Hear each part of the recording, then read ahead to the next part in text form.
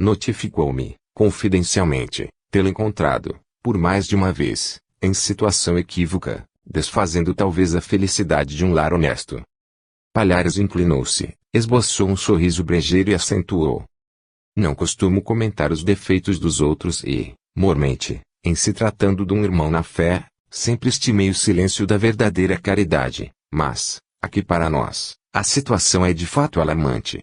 Há no episódio muita coisa a lamentar. Inspira pena o companheiro infeliz. E como o velho Arantes provocasse uma informação sólida, para conhecer a procedência da acusação, o médium deu de ombros e respondeu: pelo menos é o que me disse um colega da repartição. Absurdo, bradou o senhor Siqueira, exasperado, onde chegaremos com semelhantes disparates? Azevedo não passa de miserável hipócrita. Continuavam a operar as línguas venenosas, quando o companheiro penetrou o recinto. Efusivas e calorosas saudações. Nem parecia que se comentava tão escabroso o assunto. Durante meses a fio, a situação do grupo mantinha-se inalterada. Acusavam-se as outras escolas religiosas, apontavam-se os infelizes que a aprovação atiravam ao escárnio público, discutia-se a posição de lares alheios. E, quando faltavam indivíduos para o pasto da maledicência, maldiziam as instituições da época, criticavam os homens de responsabilidades do tempo, duvidavam de todos, espalhando-se leviandades e estabelecendo contradições. Antes das preces de abertura, era necessário retirar os cinzeiros pletóricos, abrindo-se janelas para melhorar as condições do ambiente. Decorrido mais de um ano, que se caracterizara pela excessiva conversação dos encanados, com o absoluto silêncio da esfera invisível, Azevedo se revelou, certa noite, mais preocupado e mais emotivo. Estabelecido o círculo de companheiros, o velho doutrinador começou a orar, sentidamente, entre lágrimas. Salientava o tempo de doloroso mutismo dos mentores espirituais, rogava esclarecimentos, pedia socorro, implorando auxílio dos protetores benevolentes. Lamentando a ausência de Enéas, o generoso orientador invisível que tantas vezes se manifestara noutros tempos, o chefe do grupo terminava a súplica: ó, bem-amados amigos da esfera superior, não nos abandoneis. Se estamos em caminho errado, esclarecei-nos. Por que permaneceis distantes há tanto tempo? Por quem sois? Atendei-nos. Ouvi as nossas rogativas, reaproximai-vos de nós, por amor de Deus. A essa altura, o pranto embargou-lhe a voz. A pequena assembleia chorava também, igualmente comovida. Quando a meditação séria empolgou a maioria dos corações, incorporou-se Enéas, valendoso de Palhares, e exclamou para todos, pronunciando cada expressão em tom enérgico e amigo: hoje, não iniciamos a palavra espiritual, rogando ao Senhor vos conceda a paz e, sim, pedindo-vos, com interesse, guardeis a paz que o Senhor já nos concedeu. Vossa prece comoveu-nos a alma, entretanto, estáis equivocados. Nunca estivemos ausentes do trabalho nobre. Aqui nos conservamos invariavelmente no cumprimento do dever, que é fonte de alegrias. Há mais de um ano, porém, utilizais todo o tempo no comentário venenoso e cruel. Quando não criticais as nações, as coletividades, os lares e as reputações alheias, costumai ferir-vos uns aos outros. Como vedes, meus irmãos, estamos a esperar por vós, que tanto vos distanciastes da obrigação justa. Recordai que é necessário empregar o verbo, no sentido da criação superior. Falai, construindo com a vossa palavra algo de útil para a vida eterna. Não temos, por enquanto, outra mensagem. Quando terminardes as sessões de maledicência, estaremos prontos a iniciar convosco a sessão de espiritismo construtivo e de evangelho redentor. Daí a momentos, a reunião estava finda e, naquela noite, todos se retiraram do recinto, em silêncio. 44. Opiniões alheias. As dificuldades de Dona Josefina Murta eram, indiscutivelmente, bem grandes. Entretanto, se a pobre senhora não encontrava disposição segura para atender às obrigações mediúnicas, é que vivia sempre sob impressões desagradáveis da sensibilidade enfermiça. Logo que se lhe manifestaram os fenômenos de incorporação, procurou aderir, de boa vontade, à tarefa, mas não possuía bastante força para resistir às apreciações desfavoráveis. Josefina, disse-lhe, certa feita, o marido, necessita você de melhor educação mediúnica. Deve compreender que o médium sensato pode melhorar o próprio ambiente, em qualquer reunião. A esposa ouvia, contrafeita, e retrucava. Não sei como fazer, Aparício. Nem tudo depende de nós. Isto não, tornava o companheiro, conselheiral, a educação corrige qualquer defeito. As manifestações turbulentas, por seu intermédio, constituem verdadeiro desastre. Josefina levava o lenço aos olhos para enxugar o pranto de nervosismo. E, abespinhada, entrava em rigoroso silêncio. Depois desse dia, quando voltou novamente à sessão semanal, o presidente da agremiação observou-lhe, em tom confidencial. Minha irmã, no instante da recepção de nossos amigos desencarnados, peço-lhe muita atenção. Não se entregue, de maneira absoluta, ao desequilíbrio de nossos irmãos sofredores e perturbados. Controle-se, quanto lhe for possível. Como sabemos, o médium não deve permanecer em extrema passividade. Ainda mesmo nos casos de sonambulismo puro, é imprescindível que o trabalhador sincero esteja vigilante. O tumulto nas sessões desorganiza o serviço espiritual. Espero me releve estas observações. É que me compete o dever de avisá-la em particular. Dona Josefina, muito corada pela advertência ouvida, agradeceu em palavras entrecortadas de pranto. Sentou-se, como de costume, à mesa da oração, sentindo-se envergonhada e ferida. No momento das atividades mediúnicas, porém, absteve-se. O demônio do medo iniciara a ofensiva. A medianeira das entidades espirituais mobilizou a resistência de que dispunha e permaneceu invulnerável. Terminada a reunião, respondeu às perguntas de Aparício, alegando que, naquela noite, não sentira a menor influenciação. Longe, no entanto, de estudar os deveres legítimos que lhe cabiam à alma e sem qualquer propósito de desenvolver os valores da cultura e do sentimento, Josefina Murta deixava-se conduzir pela sensibilidade atormentada. Guardava consigo muitas noções singulares de amor próprio e cercava-se, na intimidade, de vigorosos preconceitos. Acima de tudo, agastavam-na profundamente qualquer observação que partissem dos outros. Em razão do ocorrido, não mais se confiou ao trabalho de esclarecimento e consolação das entidades sofredoras.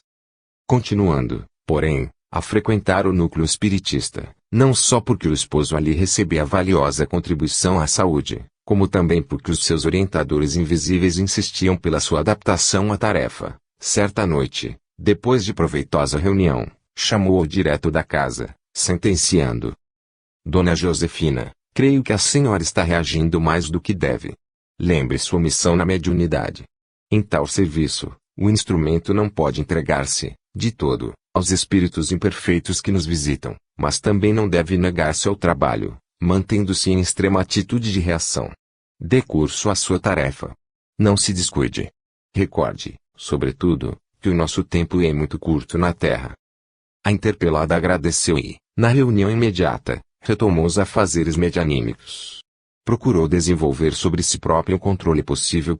Comunicou-se, através dela, na primeira noite de retorno ao esforço psíquico, uma entidade bem intencionada, mas em grande perturbação, conversando longamente. Encerrados os serviços, o Sr. Carvalho Serra esclareceu, irrefletidamente, dirigindo-se à esposa de Aparício. Desculpe-me, Dona Josefina, mas na condição de amigo sincero de suas faculdades, cabe-me dizer-lhe que o comunicante desta noite é um grande mistificador. Notei que o patife soube fingir como ninguém. Gesticulou estudadamente e exprimiu-se com disfarçado fingimento. A médium registrou um choque doloroso. Ferida no fundo da alma, começou a chorar, convulsivamente. Dominada pelas impressões alheias, abandonou a mediunidade falante e tentou a psicografia. A princípio, movimentava-se-lhe a mão direita, sem rumo exato, traçando sinais ilegíveis. O orientador do núcleo, na 10ª noite de experimentação, endereçou-lhe a palavra amiga. Dona Josefina, admito que a senhora deve fazer o possível para auxiliar as entidades que nos visitam. Repare que há 10 semanas, precisamente, a senhora apenas recebe garatujas. Suponho que se utilize a intuição, mostrando-se mais receptiva, tudo andaria pelo lado melhor. A esposa de Aparício orou, pediu o socorro de Jesus e, auxiliada por generosos amigos da espiritualidade, psicografou extensa mensagem na sessão seguinte. Exultava de contentamento e elevava ardentes agradecimentos a Jesus, quando o diretor da casa tomou as páginas para leitura em alta voz. Tratava-se de peça edificante, moldada em princípios evangélicos, exortando os companheiros ao serviço do bem, com humildade e fé. Assinava a pequena epístola devotado mensageiro invisível, da equipe de assistência ao grupo. Ninguém, todavia, percebeu a essência educativa e consoladora da mensagem. Todos anotavam, antes de tudo, a forma verbalista e o mentor do núcleo se detinha, a cada trecho, para analisar a letra, a ortografia e a construção fraseológica. Fim da leitura, comentou, impiedoso, em tom grave. Infelizmente, estas páginas não podem ser do emissário que supostamente as subscreve. O português apresenta numerosas falhas.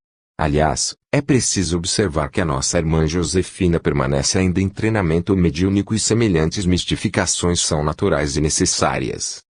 A pobre dama prorrompeu em soluços, novamente desalentada. Acalmou-a carinhosamente o esposo.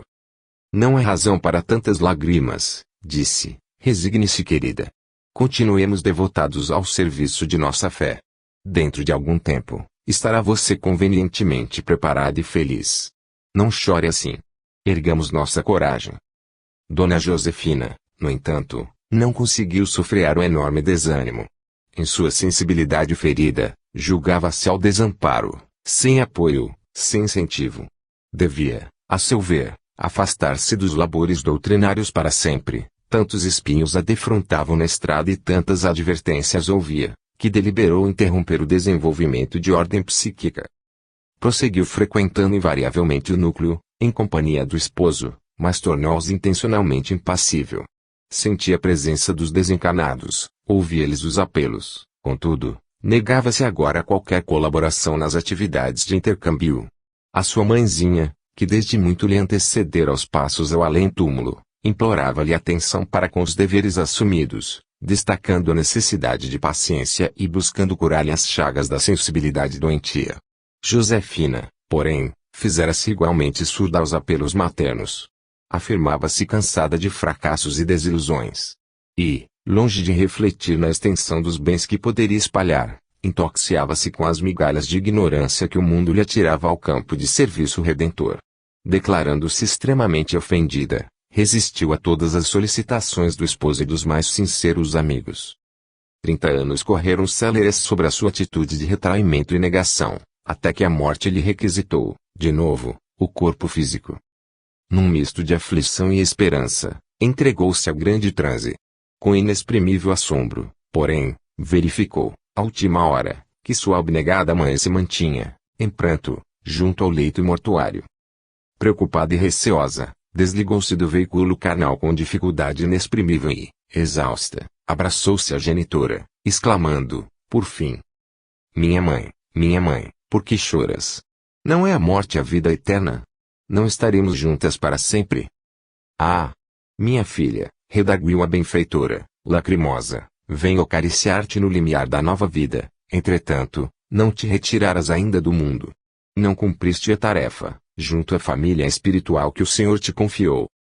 Que dizes? Perguntou Josefina, aterrada. Reporto-me ao teu grupo doutrinário, querida filha. O mestre não nos reúne uns aos outros casualmente. Em cada situação da vida, há um dever mais alto que é necessário cumprir. E agora terás duplicada a luta pela ausência do corpo terrestre. Mas, minha mãe, tornou a desencanada, não cumpri os meus deveres de esposa, não me dediquei ao marido até ao fim. A prestimosa mensageira fixou um gesto triste e acentuou. Em semelhante setor do aperfeiçoamento, és obreira plenamente aprovada. No entanto, esqueceste as tuas obrigações de irmã, porque, em verdade, não vieste ao mundo para te embaraçares nas opiniões alheias, e, sim, para realizar a vontade do Senhor, em ti mesma, no serviço aos semelhantes. 45. A proibição de Moisés. Conta-se que, no deserto, ao tempo de Moisés, grandes sábios da espiritualidade estudaram os recursos de fornecer ao mundo novo roteiro de revelações. Com semelhante empreendimento, os homens poderiam excursionar aos domínios da morte, aprendendo, pouco, a se aprimorarem, de acordo com a lei divina.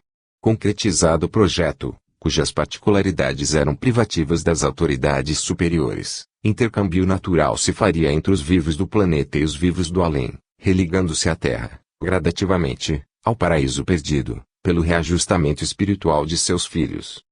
Informado quanto à iniciativa, o grande legislador dos hebreus passou a colaborar com os instrutores desencarnados, na execução da experiência. Organizaram-se os primórdios do serviço. Necessitavam, para começar, de um organismo feminino, suficientemente passivo, que atendesse na qualidade de medianeiro, entre os dois mundos. Ouviria ela os espíritos desencarnados e encarnados, com a serenidade precisa, colocada num campo de vibrações delicadas entre ambas as esferas, iniciando-se dessa forma, o arrojado experimento. O assunto era novo e interessaria milhões de seres. Em razão disso, a mulher instrumento exibiria trajes despistadores para não provocar obsessões afetivas. Não se lhe identificaria a condição pelas vestes. Envergaria a túnica de homem e não seria conhecida nem pela feminilidade interior, nem pela masculinidade aparente. Seria o oráculo, destinado a abrir novos caminhos à mente do povo escolhido.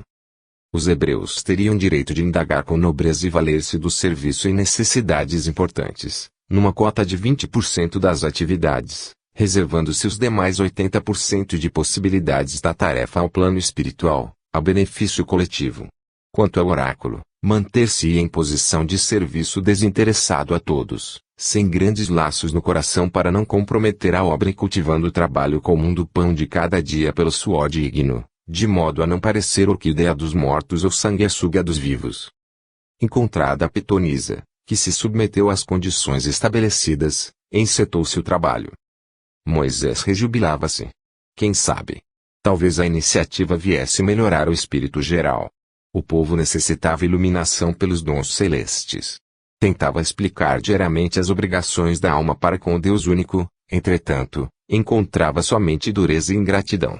A intervenção pública da esfera maior provavelmente lançaria imensa luz sobre o decálogo. Os mandamentos divinos, certo, seriam interpretados com a beleza sublime de que se revestiam. E o testamento do céu seria glorificado. Inaugurou-se o serviço com grandes esperanças. As primeiras semanas foram de ação ambientadora, que se consumou, aliás, com a rapidez do relâmpago. Quando o povo reconheceu que os mortos se comunicavam efetivamente e que aquela organização se constituía de bálsamo em verdade, o ministério assumiu características inquietantes. Judeus de todas as tribos afluíram de todos os lados. Do deserto em que se achavam, partiram mensageiros para as regiões circunvizinhas, espalhando a notícia. Descendentes de Abraão em Mara e Socote, Orme e Zebom foram cientificados. Remanescentes de Israel, no Egito e na Caldeia, receberam informes. E, em breve, rodeava-se o oráculo de impulsiva multidão. Moisés, que se alegrara a princípio, tremeu de receio. A pitonisa, que se dedicara ao experimento com sincero otimismo, viu-se, de um instante para outro, qual frágil barquinho no dorso de vagas enfurecidas, sustentada por um fio do plano espiritual que, a custo, lhe evitava completa imersão nos estranhos recôncavos do abismo, resistiu, corajosa, nos primeiros tempos, e a missão prosseguiu, se bem que anormalmente. O povo, ao qual se destinavam as benções do intercâmbio com a esfera superior, não compreendeu o serviço instituído. Ninguém desejava elucidações referentes aos mandamentos divinos. Não desejava informar-se quanto à natureza da luz que visitava o Sinai e muito menos aceitava diretrizes edificantes para que, mais tarde, atingisse mais altos círculos da vida. Queria gozar a hora presente, assenhorear-se de patrimônios dos vizinhos, ganhar guerras com o estrangeiro, armazenar trigo e vinho, pilhar terrenos devolutos, conquistar rebanhos indefesos, construir carros de triunfo sanguinolentos. Para isso, o oráculo, ao invés de ouvir a espiritualidade superior que o sustentava na difícil empresa, passou a receber milhares de consultas sobre os mais rasteiros interesses da vida material. Cruelmente enganados pelas próprias ilusões, homens e mulheres de Israel cobriam-no de glórias exteriores, transportavam-no, de um lugar a outro, sob manifestações festivas e impunham-lhe destaque singular nos galarins da fama. E a tarefa prosseguiu. Abnegados orientadores da vida mais alta acompanhavam a missão sempre dispostos a beneficiar, todavia, nunca chegaram a 10% das realizações elevadas que lhes competiam. O povo apenas procurava fugir à execução dos desígnios do Pai Supremo. Não pretendia ouvir as vozes do alto e sim fazer vozerio em tumulto embaixo. De modo algum, desejava elevar à terra a luz do reino celeste sem converter o reino divino em escuro subúrbio das paixões terrestres. Em face dos benfeitores que vinham atendê-lo, solicitamente, intentava somente alijar dificuldades benéficas, resolver questões profundamente inferiores do drama evolutivo, com plena obtenção de favores baratos e elixires da juventude. Ninguém procurava trabalhar, iluminação, elevação, conhecimento, aperfeiçoamento ou melhoria própria. Em vista disso, o oráculo era muito mais pomo de discórdia terrestre que elemento de construtividade espiritual. Vivia como um terreno litigioso, provocando malquerenças e desentendimentos sem fim. Tantas lutas estéreis foram acessas, que os missionários de cima deliberaram interromper a experimentação. A turba era demasiado infantil para receber a revelação que não chegava nem mesmo a vislumbrar. No auge da tempestade que se fazia cada vez mais intensa para a opinião israelita, cortaram o fio de ligação e o oráculo desapareceu no torvelinho. Acirrou-se a tormenta. Azedaram-se os debates. Surgiram deploráveis semeaduras de ódio, desânimo e desesperação. O grande legislador, apavorado com as atitudes de sua gente, escreveu então as celebres palavras do capítulo 18, do Deuteronômio, situando a consulta aos mortos entre os assuntos abomináveis. E a proibição perdurou, oficialmente, no mundo, por mais de 1000 anos, até que o Cristo, em pessoa, abolisse, no cume do Tabor, conversando com o espírito do próprio Moisés, perante os discípulos espantados. 46. No portal de luz. À frente do anjo amigo, que mantinha amorosa vigilância no portal de luz, entre a terra e o céu, o crente recém-vindo da luta humana rogou passagem, pronunciando formosas palavras em nome de Deus.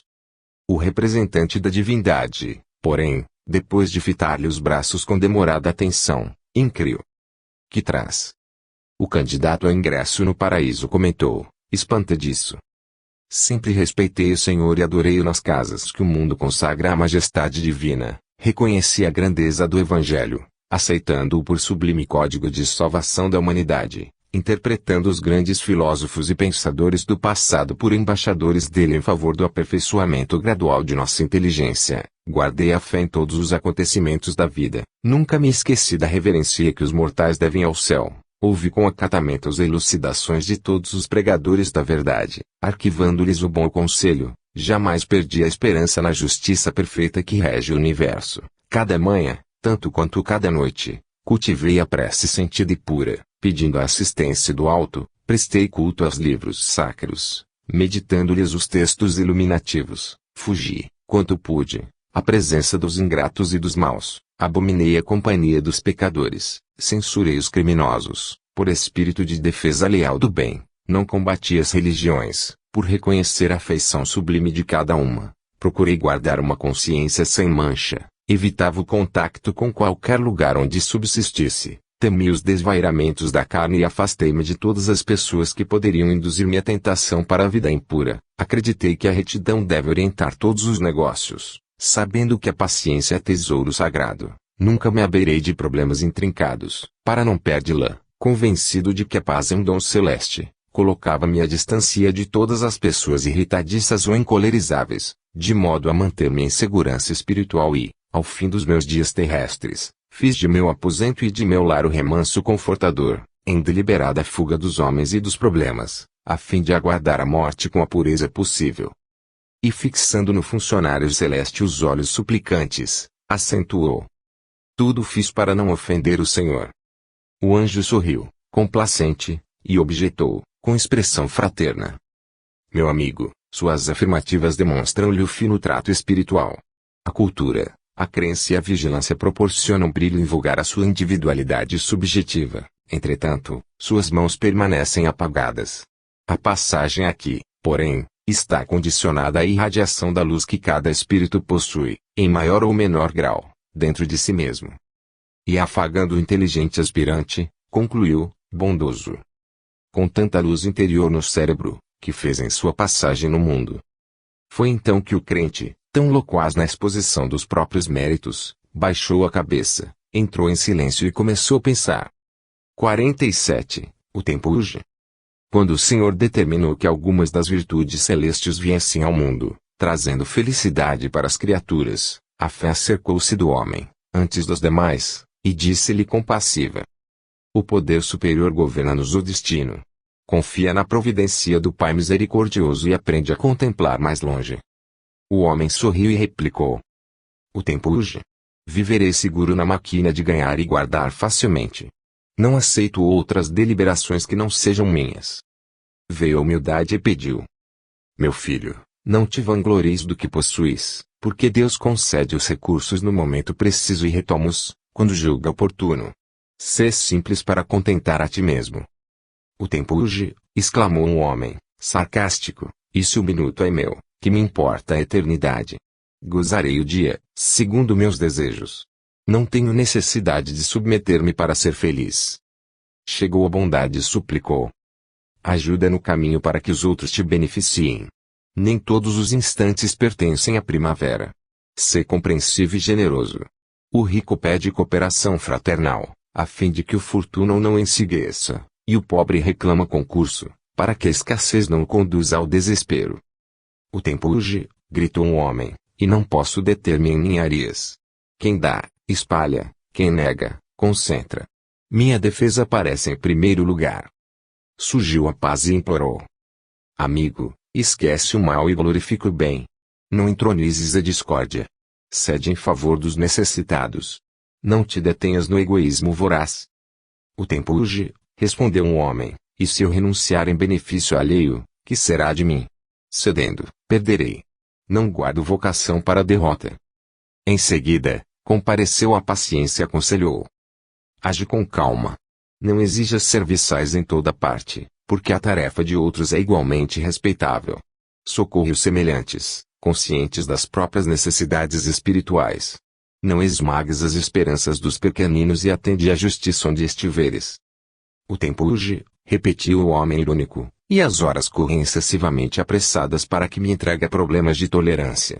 Fixando direitos alheios, não perceberei os que me dizem respeito.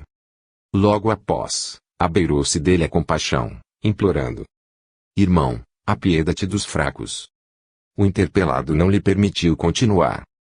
O tempo urge, bradou, e a questão dos pusilânimes não me atinge. Sou forte e nada possuo de comum com os inúteis e inábeis. A caridade apareceu e apelou: meu amigo, perdoa e ajuda para que a tranquilidade more contigo. Tudo passa na carne. A eternidade reside em teu coração. Porque não te amoldares à lei do amor, a benefício da própria iluminação. O homem, porém, redarguiu, entediado: o tempo urge. Deixem-me. Conheço o caminho e venerei por mim. Quem perdoa, opera contra a dignidade pessoal e quem muito ampara desampara-se. Então, reconhecendo o Senhor que o homem estragava o tempo e consumia a vida, inutilmente, sem qualquer consideração para com as virtudes salvadoras, enviou-lhe alguns dos seus poderes, de modo a chamá-lo a juízo. Aproximou-se inicialmente à dor. Não lhe deu conselho algum. Privou-o do equilíbrio orgânico e acalmou-o. O homem modificou gesto e linguagem, suplicando: o tempo urge. Logo após, veio a verdade e apodrece-lhe o corpo. O homem rogou: piedade, piedade, salvem-me. A verdade, contudo, limitou-se a dizer: o tempo urge. Em seguida, veio a morte. O homem reconheceu-a, apavorado, e pôs-se a gritar: livrem-me do fim. Não posso partir. Não estou preparado. Socorro! Socorro! A morte, no entanto, repetiu: o tempo urge. E arrebatou-lhe a alma. 48. Oração do 2 de novembro. Senhor, deste-nos a verdade. Criamos a mentira. Acendeste a luz. Disseminamos a treva. Ensinaste o bem. Praticamos o mal. Concedeste-nos o dom da vida. Semeamos o vírus da morte. Proclamaste a liberdade pela obediência aos eternos desígnios. Instituímos o cativeiro através das paixões inferiores. Aconselhaste que nos amemos fielmente uns aos outros. Fizemos a separação e o sectarismo. Cultivaste flores de amor. Alimentamos espinhos de ódio. Exaltaste a fraternidade. Intensificamos a sombra homicida. Traçaste campos de serviço promissor. Enfileiramos cemitérios e ruínas. Facilitaste-nos enxadas e charruas. Convertemo-las em projéteis e baionetas. Mandaste-nos o enxofre que cura, o salitre que aduba e o carvão que aquece. Transformamo-las na pólvora que mata. Afirmaste que teus discípulos chegariam de todas as partes do planeta. Amaldiçoamos aqueles que não comungam conosco. Organizaste caminhos de aproximação entre os homens. Construímos trincheiras. Criaste a chuva benéfica. Realizamos bombardeios. Plantaste árvores benfeitoras. Fabricamos espadas mortíferas. Aceitaste a cruz da redenção. Levantamos a cruz do crime. Exemplificaste o sacrifício supremo. Disputamos o campeonato do egoísmo. Escalaste o monte da humildade. Descemos ao abismo do orgulho. Deste-nos todo o bem, renunciando. Menosprezamos tuas bênçãos e dádivas, exigindo sempre. Por isso mesmo, Senhor, porque envenenamos as fontes de tua misericórdia, vemos a civilização amargando angústia e agonia. Face ao passado delituoso, encarnados e desencarnados, somos de nossas próprias fraquezas. Hoje, pois, que os mortos da carne e os mortos que não vivem muito distantes do sepulcro se reunirão, ao pé dos túmulos, e permutarão saudades e preces, no santuário do Espírito, ajuda-nos a compreender as verdades da vida eterna. Atende, Senhor, a nossa rogativa. Faze que teus verdadeiros emissários esclareçam o nosso entendimento, para que sintamos extensão de nossos débitos. Abre-nos os olhos espirituais, para que vejamos o caminho. Enquanto a poeira da carne confunde os nossos irmãos no mundo, grandes multidões, nos planos inferiores, estão perturbadas pela poeira da sepultura. Confessamos a nossa falência espiritual e reconhecemos as nossas dívidas. Sabemos, porém, Senhor, que somos portadores da consciência divina. Somos, contigo, herdeiros do Eterno Pai e não ignoramos que algo esperas de nós, como esperamos de ti. Atende-nos, pois, Mestre amado, para que resistamos às trevas e trabalhamos por nossa iluminação, à espera do milênio futuro. Peregrinos esperançosos reunimos-nos hoje, na estrada da vida, suplicando a bênção do teu olhar. Comprimem-se turbas aflitas por ver-te. As viúvas de Naim, os jairos vacilantes, os centuriões atormentados, os discípulos medrosos, os aleijados e os cegos, os coxos e os leprosos, as filhas angustiadas de Jerusalém aguardam, de novo, a tua passagem. Há também Lázaros sepultados, desde mais de 4 dias, em túmulos caiados, esperando tuas palavras de ressurreição para se levantarem. Suplicam maternas aliam-se ao choro das criancinhas. Auxilia-nos, Senhor, a quebrar nossas velhas algemas. Vidente divino ensina-nos a ver. Sol de esperança ilumina os que se confundem na sombra. 2 de novembro, dia de finados. Ó com acento grave estrela gloriosa da vida mostra-te no cume da montanha, clareando o caminho dos que vagueiam, sem rumo, nos extensos vales da morte. 49. Na glória do Natal. Senhor, Rei divino projetado às sombras da manjedoura, diante do teu berço de palha recordo-me de todos os conquistadores que te antecederam na terra. Em rápida digressão, vejo Sesostres, em nome do Egito sábio, e Cambises, o rei dos persas, ocupando o vale do Nilo, antes poderoso e dominador. Recordo as lutas sanguinolentas dos assírios, disputando a hegemonia do seu império dividido e infeliz. Nabopolassar e Nabucodonosor reaparecem à minha frente, arrasando Nínive e atacando Jerusalém, cercados de súditos a se banquetearem sobre presas misérrimas para desaparecerem, depois, num sudário de cinza. Não observo, contudo, apenas o gentio, na pilhagem e na discórdia, expandindo a própria ambição, o povo escolhido, apesar dos desígnios celestes que lhes fulguram na lei, entregasse, de quando em quando, à sementeira de miséria e ruína. Revoluções e conflitos cefam as 12 tribos e o orgulho desvairado compele irmãos ao extermínio de irmãos. Revejo os medos, açoitados pelos cimerianos e citas. Dario surge, ao meu olhar assombrado, envolvido nos esplendores de Persépolis para mergulhar-se em seguida, nos labirintos do túmulo. Esparta e Atenas, entre códigos e espadas, se estraçalham mutuamente, no impulso de predomínio. Numerosos tiranos, dentro de seus muros, manobram o cetro da governança, fomentando a humilhação e o luto. Alexandre, à maneira de privilegiado, passa esmagando cidades e multidões, deixando um cortejo de lágrimas, atrás da fanfarra guerreira que lhe abre caminho à morte, em plena mocidade. E os romanos, Senhor? Desde as alucinações dos descendentes de Príamo último dos imperadores, deposto por Odoacro, jamais esconderam a vocação do poder, arrojando povos livres ao despenhadeiro da destruição.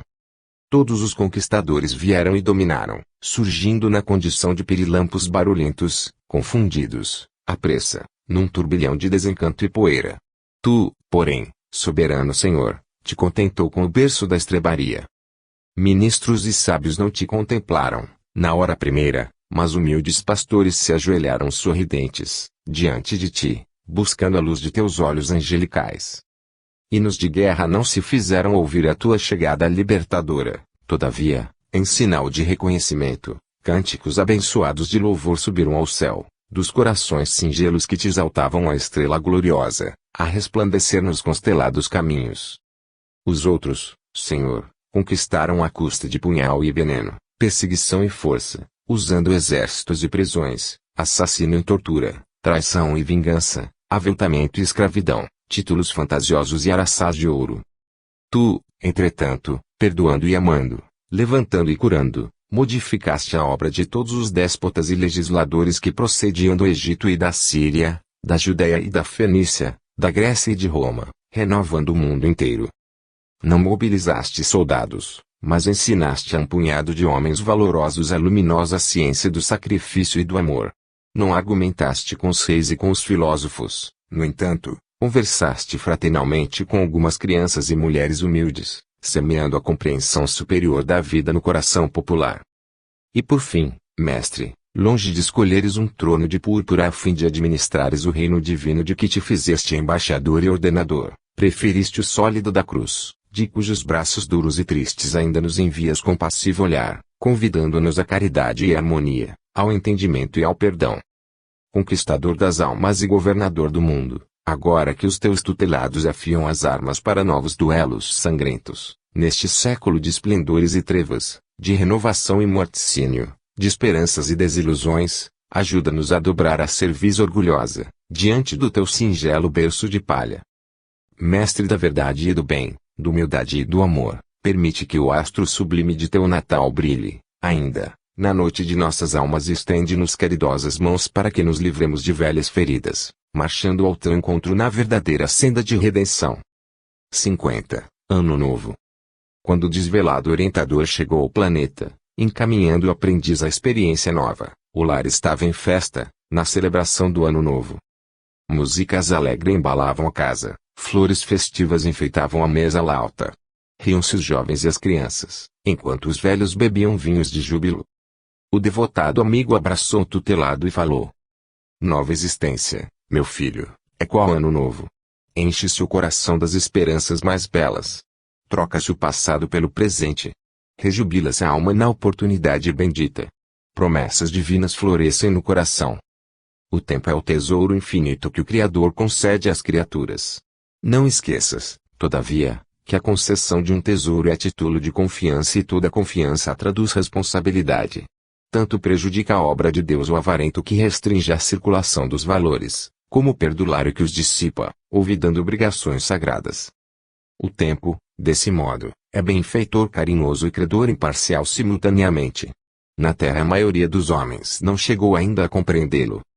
Os ignorantes perdem-no. Os loucos matam-no. Os maus envenenam-no. Os indiferentes zombam dele. Os vaidosos confundem-no. Os velhacos enganam-no. Os criminosos perturbam-no. Riem-se dele os pândegos. Os mentirosos ridicularizam-no. Os tolos esquecem-no. Os ociosos combatem-no.